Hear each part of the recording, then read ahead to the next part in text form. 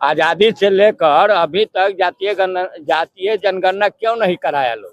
इसलिए कि वो पता चल जाएगा कि इस देश में किस जाति की कितनी आबादी है, उसकी भागीदारी क्या है। इसलिए इन लोगों ने छिपा के रखा। मोदी जी को बधाई हो कि वो इसको करा करके दिखाते हैं। जातीय जनगणना करने के बाद भी जातीय आधारित उनकी हिस्सेदारी नहीं मिलती है, तो फिर इस जनगणना का क्या मतलब है? 10 बरस से 11 बरस से क्यों नहीं जाति जनगणना करा रहे थे? अभी नजदीक आया इलेक्शन, बिहार का चुनाव है तो आ गया जाति जनगणना। शराब कह रहे हैं, शराब कहाँ नहीं बिक रहा है? क्या किया नीतीश कुमार? गरीब को, बच्चा को मैंने कितना पकड़ के बेउर जेल में भेज रहे हैं।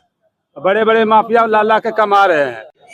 नमस्कार, मैं हूँ सिद्धि सिंह और आप देख रहे हैं आगाज एक्सप्रेस। इस वक्त हम मौजूद हैं पटना में और हम पटना के वासियों से, बिहार वासियों से बातचीत करेंगे। बिहार में एक बहुत ही अहम फैसला, बिहार की राजनीति के समीकरण में एक नया पहलू, एक नया जो कह ले कि एक चैप्टर जुड़ गया है, वो है जातिगत जनगणना। डिमांड बहुत पुरानी है, लेकिन इस बार मांग जो है, इस बार प्रस्ताव जो है, सीधे तौर पर बिहार सरकार, केंद्र सरकार द्वारा दी गई है। ऐसे में काफी कुछ दिलचस्प बातें विपक्ष द्वारा कही जा रही है। तमाम विपक्ष जो है सवाल कर रहे हैं कि हमारी लड़ाई थी, 30 साल से हम लड़ रहे थे जातिगत जनगणना को लेकर के। तेजस्वी यादव, लालू यादव लड़ाई कर रहे थे, लेकिन जो है लड़ाई का जो है सीधा जो है फायदा नीतीश कुमार से लेकर के, गृह मंत्री अमित शाह से लेकर के, प्रधानमंत्री नरेंद्र मोदी लेकर के जा रहे हैं। ऐसे में काफी कुछ विपक्ष का सवाल है, काफी कुछ पक्ष द्वारा किया जा रहा है। बिहार चुनाव से पहले जातिगत जनगणना एक बार फिर जो है लहर उठ रहा है। इस पर चलिए हम बिहार वासियों से बातचीत करेंगे और जानेंगे कि इस जातिगत जनगणना पर उनकी क्या प्रतिक्रिया होगी। मोदी सरकार ने जो जातीय जनगणना को लेकर के बात कही है, क्या लगता है आपको कि सरकार किस ओर जो है जातीय जनगणना के आधार पर निशाना साध रही है? देखिए, जातीय जनगणना करना अच्छी बात है, लेकिन सवाल है कि जातीय जनगणना करने के बाद भी जातीय आधारित उनकी हिस्सेदारी नहीं मिलती है, तो फिर इस जनगणना का क्या मतलब है? जनगणना का कोई मतलब होना चाहिए ना। जिनका जितनी हिस्सेदारी है, चाहे एजुकेशन के क्षेत्र में हो या राजनीति के क्षेत्र में हो या जिस क्षेत्र में हो, ये लोग देता ही नहीं है, तो फिर इसका कोई, ये तो जनगणना यूजलेस हो गया, लोगों को लाभ नहीं मिल पाता है। देखिए, पहले भी जातिगत जनगणना हुआ है। हाँ। और इस बार तो बिहार में जब हुआ था तो उसी पर सवाल कर दिया गया कि सही से तो डेटा भी नहीं निकाले। नरेंद्र मोदी सरकार जो है इसको लेकर के आ रही है और विपक्ष का कहना है कि लड़ाई हमारी थी, लेकिन क्रेडिट जो है मोदी जी लेकर के जा रहे हैं। लेकिन जिसकी जितनी, जो आप बता रहे हैं, जाती उतनी उसकी भागीदारी। हाँ। क्या लगता है आपको कि सरकार इस बात को भी समझेगी? अगर एक बार जनगणना हो जाए तो क्या पता उसकी जितनी भागीदारी सरकार दे भी दे। देखिए, इस सारी बात को सरकार समझती है, लेकिन समझ बूझ करके भी उसको पालन नहीं करती है, क्योंकि उन लोगों का सोच है कि अगर जातिगत जनगणना जो कराते हैं और उस आधारी अगर भागीदारी दे देंगे तो हमारा पत्ता कट जाएगा। तो लोग डर रहे हैं, डर के कारण ही भागीदारी सुनिश्चित नहीं कर रहे हैं। और ये केवल पॉलिटिकल स्टंट है। आम जनता के, आज भी आम जनता के लिए जो भी कल्याणकारी योजनाएं हैं, कहाँ धरातल पर है? कोई कल्याणकारी योजना धरातल पर नहीं है। मैं एक एग्जाम्पल आपको देता हूँ। देखिए, शिक्षा ही एक ऐसा अस्त्र है या शस्त्र है, जो कह लीजिए, जिससे मनुष्य विकास कर सकता है। लेकिन पहले से जो योजनाएं चल रही है गरीब गुरबा के लिए, उसके बाल बच्चे को पढ़ाने के लिए, मैं एक बहुत ही महत्वाकांक्षी योजना की बात कर रहा हूँ। एक पोस्ट मैट्रिक छात्रवृत्ति है जो बहुत लंबे समय से चल रही थी। इस छात्रवृत्ति को जो केंद्र की सरकार है और बिहार की सरकार है, दोनों ने बंद कर दिया। इस योजना से जो भी हमारे गरीब भाई बाहर में, पंजाब में, दिल्ली में, हरियाणा में कहीं भी कुछ काम करने जाते थे, ठेला चलाते थे, रिक्शा चलाते थे, उनके बाल बच्चा को हायर एजुकेशन के लिए, मतलब मैट्रिक के बाद के एजुकेशन के लिए सरकार से फंड मिलता था, वो सारा बंद हो गया। तो गरीब को लोग तो मार देना चाह रहा है, गरीब को उठाने की बात कहाँ है? आज गरीब जो अंतिम पायदान पर है, वो अंतिम पायदान पर ही रहेगी अगर सरकार की ऐसी नीति रहेगी। तो केवल देखिए, नीति बनाने से नहीं होता है, जब तक ये सही ढंग से अनुपालन नहीं होगा तो लोगों का कल्याण नहीं होगा।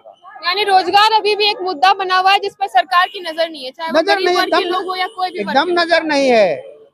जब तक ये लोगों को रोजगार नहीं मिलेगा, नौकरी नहीं मिलेगा, लोग खुशहाल नहीं होंगे। इस पर सरकार का ध्यान ही नहीं है। आपका क्या कहना है? जातिगत जनगणना, नरेंद्र मोदी सरकार, पहले तो बीजेपी जातिगत जनगणना के खिलाफ हुआ करती थी, लेकिन अब बिहार चुनाव से पहले ये रुख बदलना आपको कहां तक उचित लगता है? देखिए, इस देश में जो है ना, एनडीए और इंडिया, एक का मालिक भाजपा सरकार राष्ट्र स्तर पर, दूसरा का मालिक कांग्रेस सरकार राष्ट्र स्तर पर। इस देश में आज़ादी के पहले 1931 में अंग्रेजों द्वारा जनगणना कराई गई थी। अंग्रेज इसलिए जनगणना कराया था कि इस देश में इतने जो गरीब हैं, इतना जो आर्थिक गैर बराबरी है, उसे पाटने के लिए उन्होंने जनगणना कराया। उसके बाद जनगणना अभी तक हुआ ही नहीं, सेंट्रल लेवल पर जनगणना नहीं हुआ। और कांग्रेस जो है नंगा ब्राह्मणवादी है, अब बीजेपी वाला जो है वो पैगम्बर जो है से ब्राह्मणवादी है। जो कांग्रेस आज़ादी के बाद इस देश पर अत्याचार किया, जो जुल्म किया, उसी को भाजपा वाला बढ़ा रहा है। अब सत्ता से दूर होते जा रहे राहुल गांधी जनगणना की बात करना शुरू किया। अब यह क्रेडिट वो ले न ले, उसके लिए भाजपा वाला एक आज जो मुद्दा से भटकाने के लिए जनता को यह जनगणना की बात करने लगी। अभी तो देश में वर्तमान स्थिति जो है संप्रदाय का, उस पर नजर रखना चाहिए देश को, मोदी जी को उस पर विचार करना चाहिए। लेकिन चलिए, वो भटकाने के लिए यहाँ अति कर दिया। नरेंद्र मोदी उस पर भी विचार कर रहे हैं जिस पर आप बात कर रहे हैं, लेकिन आप एक बात बताइए, आप जिस तरीके से बोले कि अंग्रेजों के समय में एक जातिगत जनगणना हुई थी, उसके बाद सेंट्रल लेवल कास्ट सेंसस जो है नहीं किया गया, जातिगत जनगणना नहीं हुआ। देश चलाने के लिए योग्य कौन है, राहुल गांधी या नरेंद्र मोदी? मेरे हिसाब से दोनों में से कोई नहीं है। कोई नहीं। क्यों नहीं है? कि आज़ादी के बाद जो हक हकूक गरीब को मिलना चाहिए, जैसा कि संविधान ने पूरे जात को 6 भाग में बांट दिया, एससी, एसटी, ओबीसी, एमबीसी और माइनॉरिटी और जनरल कास्ट, तो 6 भाग में बांटा। आज कहीं भी देखिए सत्ता के 4 पावर हाउस हैं, विधायिका, न्यायपालिका, कार्यपालिका और मीडिया। ये चारों तंत्र पर अभी भी जनरल कास्टेड का ही माने वर्चस्व है। अभी ना एससी एसटी का हक मिला, ना ओबीसी को मिला। रिजर्वेशन में तो एससी एसटी सबका हक है, हर एक परीक्षा से लेकर के हर चीज में रिजर्वेशन जो है दिया जाता है, सेंट्रल लेवल पर है, स्टेट लेवल पर है।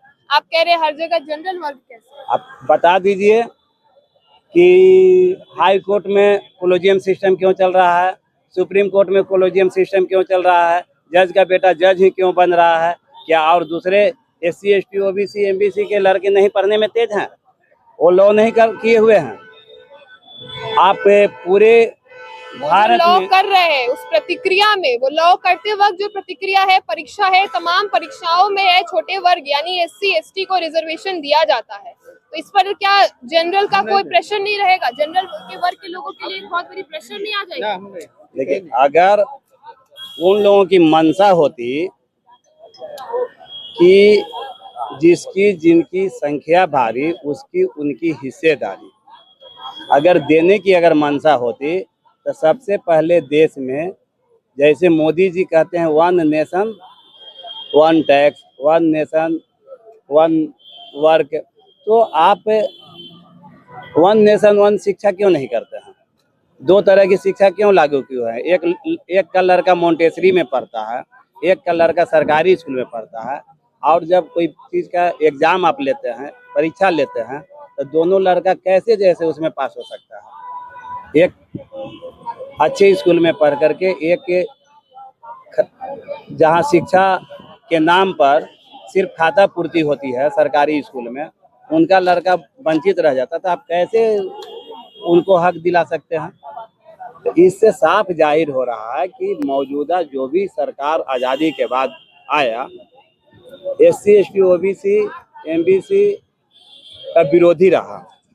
इसलिए मैं चाहता हूं कि जगदेव बाबू के जो नारा था कि 100 में 90 शोषित है, 90 भाग हमारा है। धन धरती और राजपाट में 90 भाग हमारा है। उसके लिए शिक्षा, समाजीकरण, शिक्षा को जो है राष्ट्रीयकरण किया जाए। शिक्षा का 2 स्तर हों, एक टेक्निकल और एक जनरल जो पढ़ाई होता है उच्च पद पर जाने के लिए। तो इस तरह से अगर जब होगा तो हर वर्ग के बच्चे वहाँ तक पहुँच पाएंगे, हक ले सकेंगे, अन्यथा कभी नहीं ले पाएंगे। व्यक्तिगत जनगणना तो होनी ही चाहिए, लेकिन ये चुनाव के समय है, ये वोट के लिए घोषणा किया गया है। यही डिमांड जब तेजस्वी यादव करते हैं तब तो नहीं कहा जाता कि वोट के लिए किया जाता। हम लोग तो लगातार डिमांड किए हैं, तेजस्वी क्या है, हम लोग तो लगातार कहे हैं कि अब जब देश में सरकार कर रही है तो उसको वोट की राजनीति बता देंगे। हाँ, तो अभी चुनाव है, इसके पहले कहाँ थे लोग? आजादी से लेकर अभी तक जातीय जनगणना क्यों नहीं कराया लोग? इसलिए कि वो पता चल जाएगा कि इस देश में किस जाति की कितनी आबादी है, उसकी भागीदारी क्या है। इसलिए इन लोगों ने छिपा के रखा। मोदी जी को बधाई हो कि वो इसको करा करके दिखाते। आसान चीज थोड़ा ही है देश यानी में। मोदी जी को चुनाव में फायदा होगा इससे? एकदम होगा, बिहार चुनाव में होगा? हाँ एकदम, दोनों से होगा। वो वहाँ घटना घटा है, उससे भी है, इससे भी। तो क्या लगता है आपको बिहार में इससे मोदी जी को जो फायदा होगा, जीतेगा कौन बिहार? अब जीतने हारने की तो बात हम नहीं करते, वो तो जनता करेगा, जो वोट डालेगा वो करेगा। हम लोग, आपकी क्या राय होगी? हम एक वोट के मालिक हैं, मोदी को वोट नहीं देंगे। मोदी को वोट नहीं देंगे। किसको देंगे? ये जो अच्छा लगेगा, सभी कैंडिडेट में जो ईमानदार नजर आएगा। मोदी ईमानदार नहीं है? नहीं है, कहीं से नहीं है। कहीं से? मैं नहीं बोल रहा हूँ, भारत का मीडिया जब प्रधानमंत्री बने थे उसी समय लिखा था कि भारत का 10 ऑफ क्रिमिनल और झूठा प्रधानमंत्री बना है। ये मेरा नहीं है, आपके मीडिया का है। तो कैसे हम ईमानदार मान लेंगे? राहुल गांधी के बारे में क्या राय रखते हैं? राहुल गांधी तो खानदानी परिवार के हैं, उसके विषय में कभी ओपिनियन मेरा अच्छा नहीं रहा है। देश को धरातल में ले गया लोग। लेकिन उन्हीं खानदान के चिराग के साथ तेजस्वी यादव गठबंधन में दिखते हैं। तेजस्वी को पूरा बिहार जानता है, उसके विषय में कहने की जरूरत नहीं है। लेकिन गठबंधन में तो राहुल गांधी के तो साथ चोर का गठबंधन है, उधर एनडीए का चोर का गठबंधन है, इसका है। दोनों चोर का गठबंधन है। जनता को तीसरा लोगों को चुनना चाहिए। बिहार को किसको चुनना चाहिए? बिहार में जो ईमानदार कैंडिडेट हो, लालू और बीजेपी को छोड़ करके उसको चुनना चाहिए। मोदी ने इस चीज को बिहार में साकार करने का फैसला किया है, चुनाव से पहले किया है। काफी कुछ सवाल उठाए जा रहे हैं, विपक्ष कह रही है कि लड़ाई हमारी थी लेकिन क्रेडिट मोदी जी लेकर के चले। क्या लगता है आपको कि बिहार में जातिगत जनगणना कराना उचित है? एकदम उचित है, और भारत सरकार का दायित्व बनता है।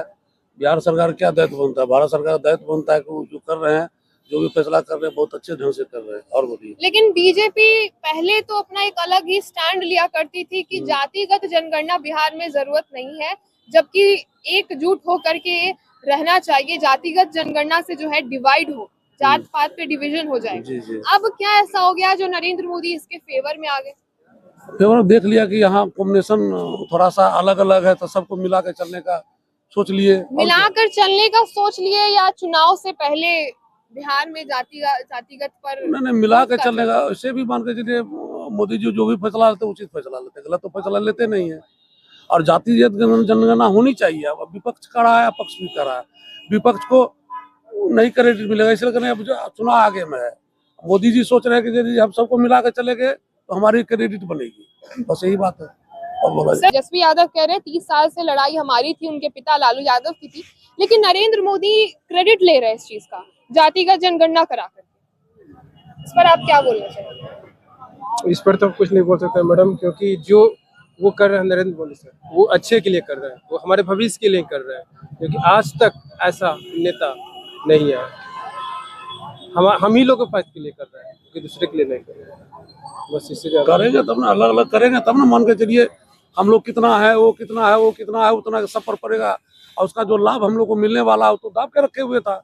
आज उजागर करा तो बढ़िया बात न है। इसका कितना हिस्सेदारी होनी चाहिए, विधानसभा हो, लोकसभा हो, सब में हिस्सेदारी भी चाहिए ना।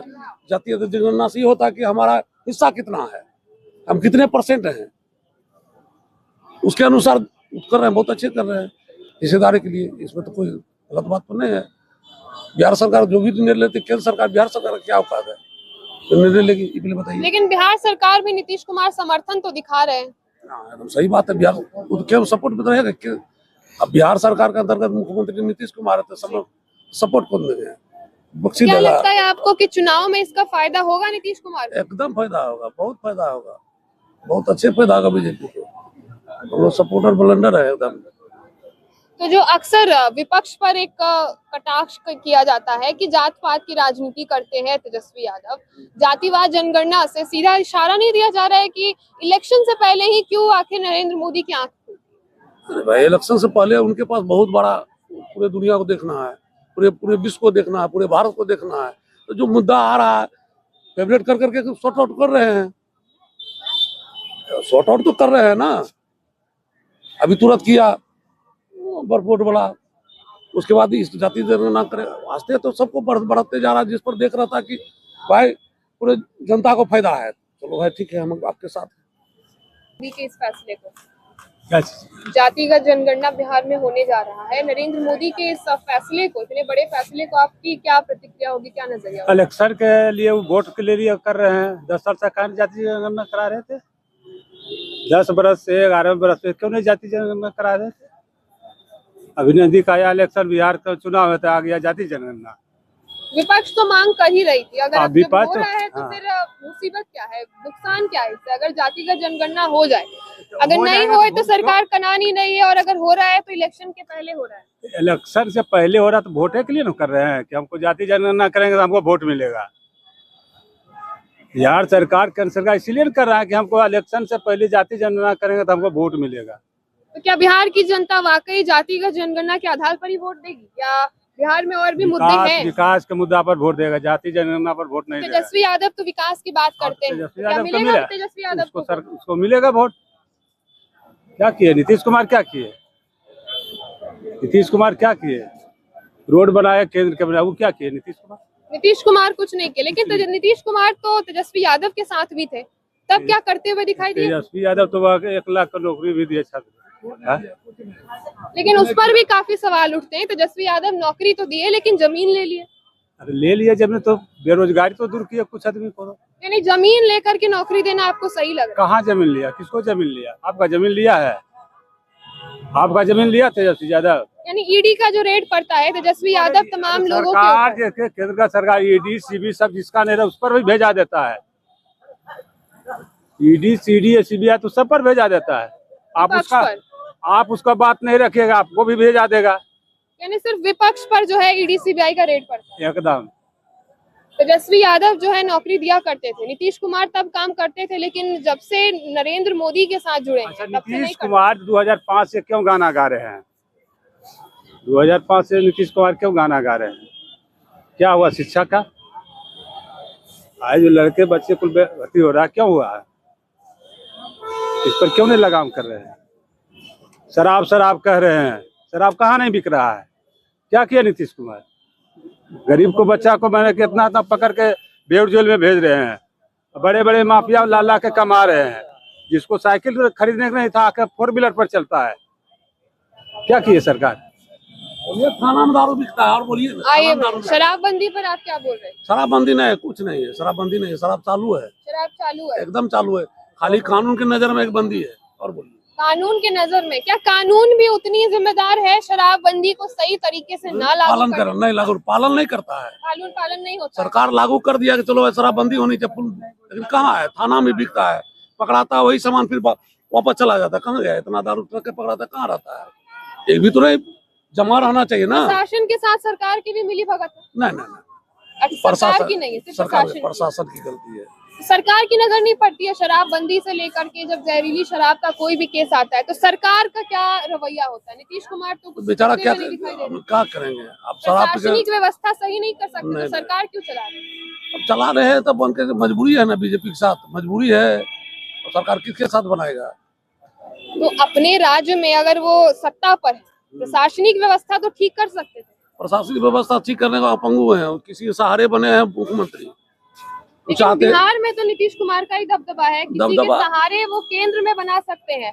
लेकिन बिहार में तो मेरे वो भी ख्याल तो- से बीजेपी को ही सहारा लगता है नीतीश कुमार का। एकदम बीजेपी का सहारा है यानी नीतीश कुमार का बोलबाला है बिहार में, तो प्रशासनिक व्यवस्था ठीक क्यों नहीं कर पा रहे? उसमें 2 मुख्यमंत्री है, 2 बीजेपी का है, एक क्या कहते हैं नीतीश कुमार अपने मुख्यमंत्री बन गया है, वो फैसला लेता है, कहता हम नहीं मानेंगे, वो फैसला लेता है, कहता हम नहीं मानेंगे। यानी बीजेपी नहीं चाहती है।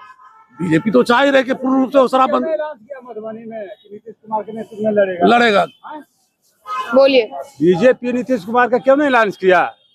बीजेपी तो चिल्ला चिल्ला कर बोल कहाँ रही बोला है था कि कि- नीतीश कुमार के नेतृत्व में ही कहाँ बिहार कहा था? चुनाव मधुबनी में अभी आया था मोदी जी, कहाँ लॉन्च किया?